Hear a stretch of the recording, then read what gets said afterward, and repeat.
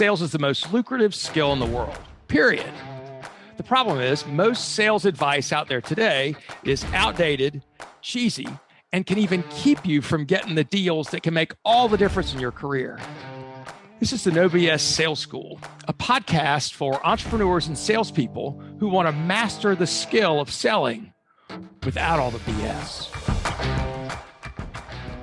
Welcome to the No BS Sales School podcast. I'm your host, Walker McKay. And today, as you're listening to this, marks the beginning of what I call National Screw-Off Month. National Screw-Off Month runs from about Thanksgiving, week of Thanksgiving, until maybe the first week in January. So it's a special month. It's a long month. This is a time when a lot of salespeople, business owners, probably salespeople more than business owners, say nobody buys anything from Thanksgiving to Christmas or New Year's. No reason to even call. And then you've got parties and all this other social stuff and year-end office parties and blah, blah, blah, blah, blah. No reason to prospect because nobody's going to buy. I'm here to tell you right now that is complete bullshit. It's bullshit. I tell you this with such passion, like I say most things with such passion, because I have screwed this up in the past. I'm embarrassed to say that some 10 years ago, I told myself, or I reminded myself that nobody buys anything from, the end of November until January. And so I didn't freaking try. And maybe that wasn't a conscious thought, but it was subconscious. I quit prospecting, quit calling on people, quit asking for referrals. And you know what? I still had some business that kind of rolled in from my work that I'd done before. But guess what happened at the end of the year in first quarter? Nothing. I had a disastrous, I didn't close anything the last couple of weeks of the year. And my first quarter is an absolute disaster. Right? So I basically screwed myself for 4 months because I took off from Thanksgiving to Christmas. Again, I came into work, but I wasn't doing the stuff that was bringing in business and that was setting me up for first quarter. So for those of you, my No BS sales team who are listening to this podcast, I want you to heed my warning. By the way, I learned my lesson.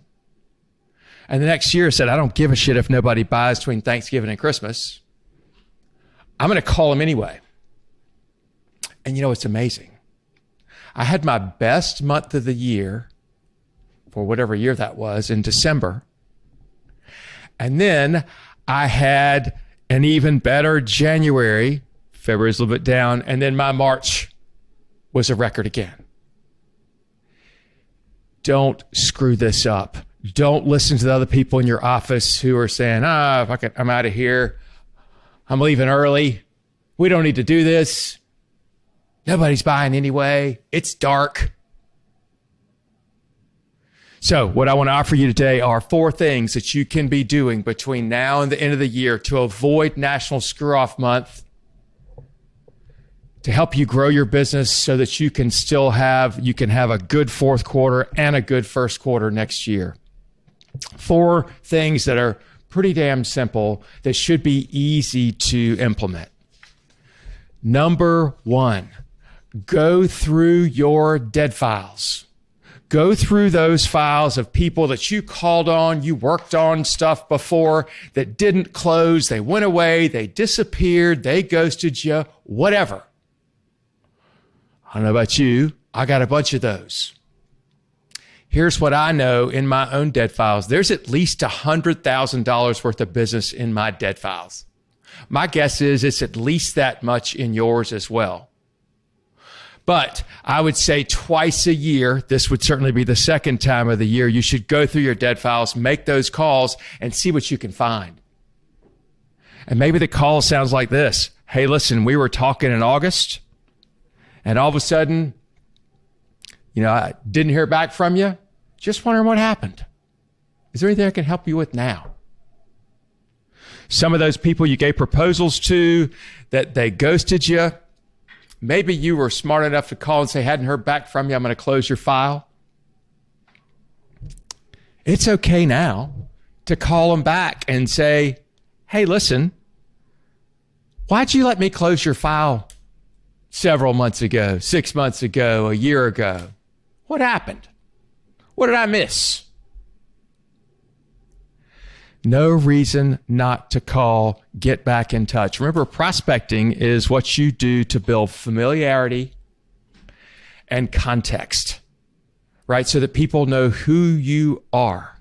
So that, and we have to play these games ourselves, right? If you've called somebody one time, it's no longer a cold call, right? And if they've talked to you one time, they're no longer a cold prospect, right? They're a warm prospect, or at least a warm suspect. Here's the second thing you can do to grow your business in the fourth quarter and build first quarter. Call your existing clients, the ones that are right in your sweet spot, your dear clients, right? Call them. Get a report card for how you've been doing. It's questions like, tell me something.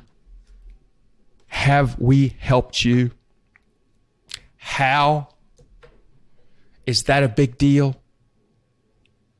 I know these seem like odd questions, and you can tell your client, I know these seem like odd questions, but I'm trying to see how we're doing over here.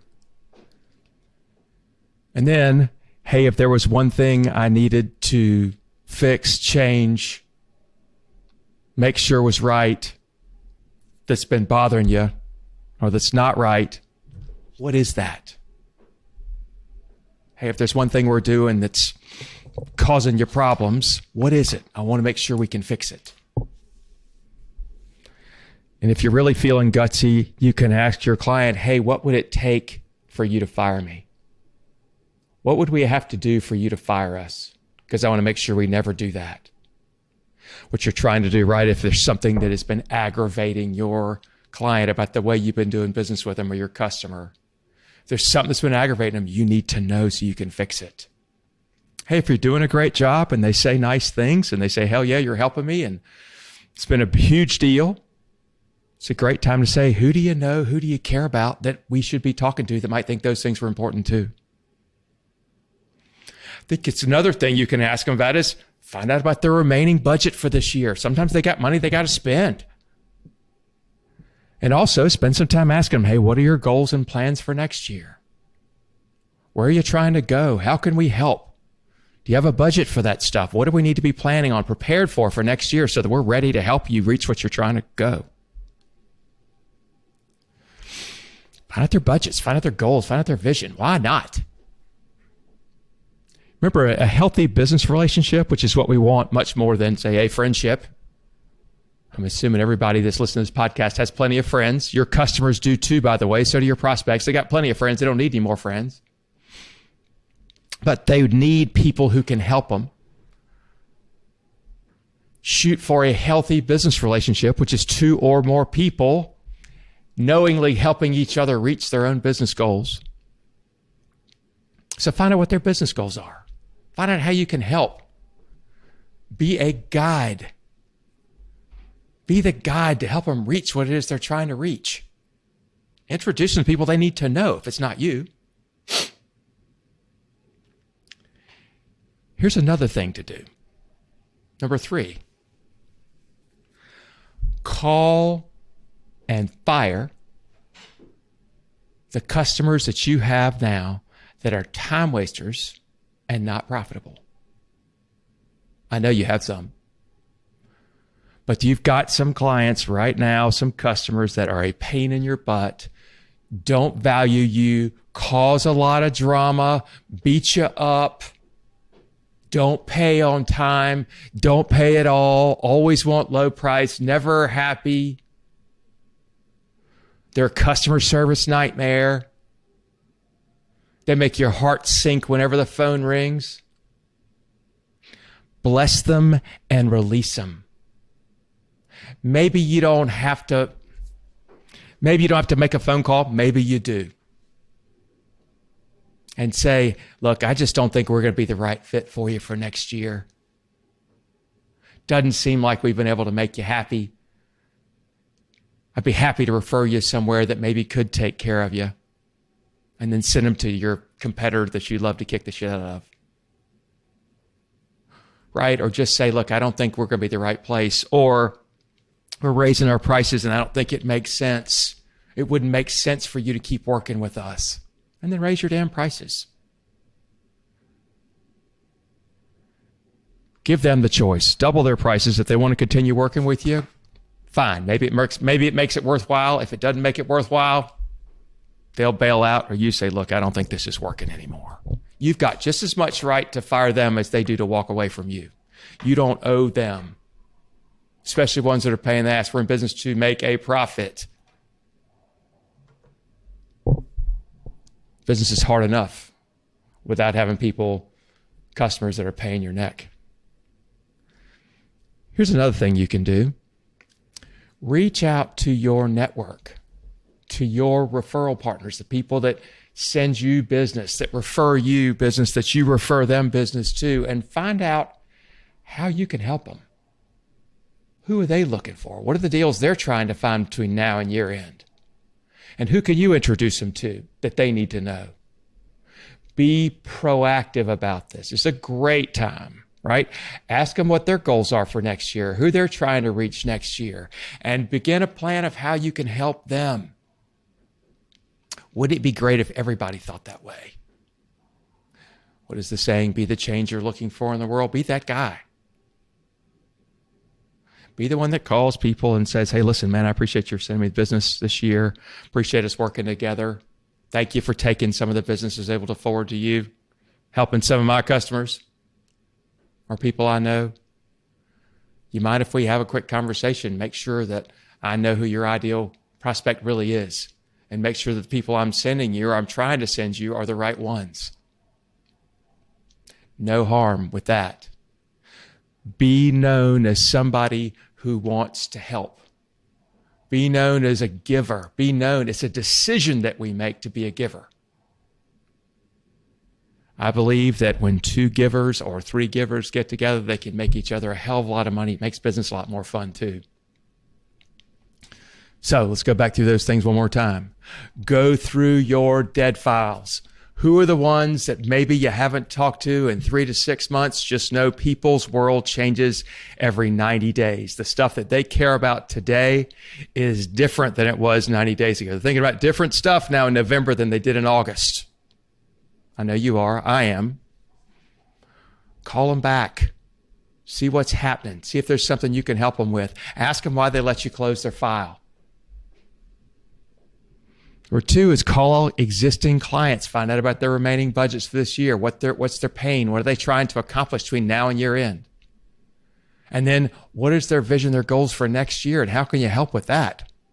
And what's their budget? So you can be prepared. So you can be ready. Tell them, so I can be ready to help you. Especially with the supply chain issues that we're having now. You're going to need to have that heads up. You're going to need to get a warning if they're going to need something, made or whatever. This takes longer and longer and longer. You might as well start talking to them about it now.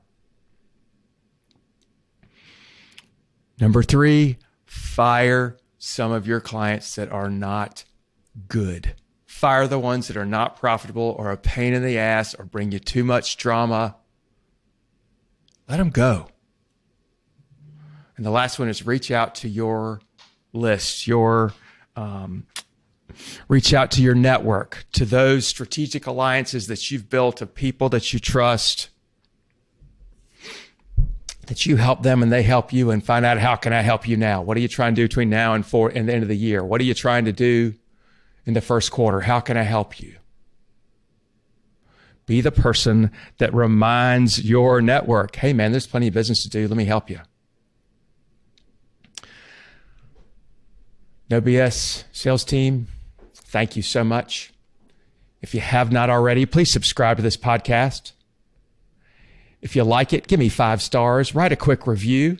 You do that by going to the homepage of the podcast, wherever, like if you're on iTunes, right? Just go to the No BS Sales School page on iTunes, scroll down to the bottom. It'll say subscribe and give it 5 stars, whatever.